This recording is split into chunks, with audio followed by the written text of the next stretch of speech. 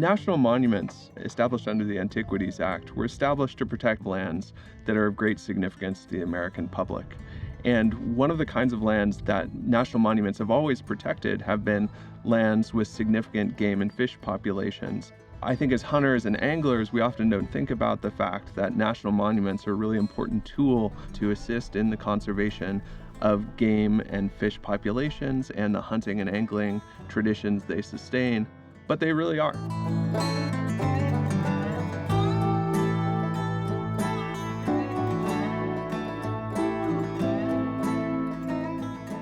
We're hunting quail here today on Agua Fria National Monument, a place I've hunted for years, but that was established as a national monument in the year 2000.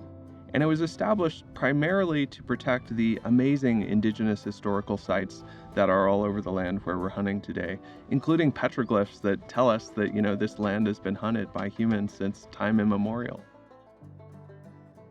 Agua Fria National Monument has hunting as part of its values. So it's great to be able to have that access and to be able to come to a place like this that's going to be preserved forever.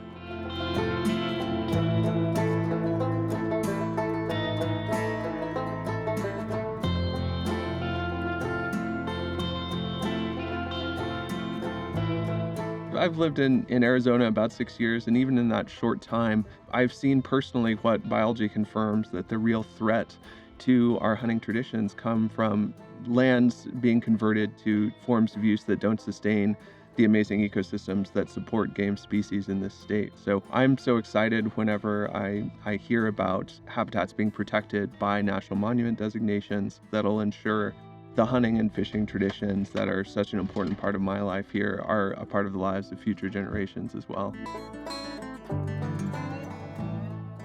National monuments were established through the Antiquities Act, and it's an aspect that presidents establish national monuments. Congress can also establish the monuments, or they can reduce their sizes.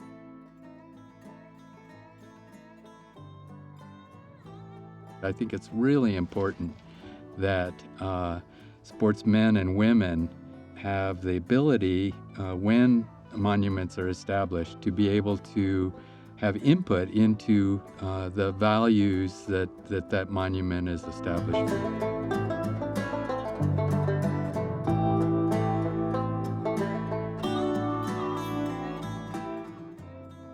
I so often find this this kind of counterproductive feeling among hunters that somehow there's something dangerous about a national monument designation, like it's going to take away hunting and fishing on those lands. But the fact is, for national monuments across the state and across the country, hunting and fishing have been part of their management plans that are goals that exist alongside the preservation of indigenous historical sites or the preservation of other remarkable ecosystems. And I just see the goals of the National Monument System and the goals of the conservation community of hunters as existing side by side. Our number one priority needs to be protecting habitat and protecting access. And national monuments are a crucial part of the puzzle that makes that happen across Arizona and across the country. Special nature of it as a national monument is that I know it's never going to be part of a development land swap. It's never going to be used for resource extraction, but it's going to be protected to protect the hunting and angling traditions that are so important to me and that I hope to pass on to my grandchildren. It's one of those things where, to protect hunting and angling traditions, you have to protect both habitat and access. And a lot of people don't think about national monuments being an important part of protecting both, but they really are.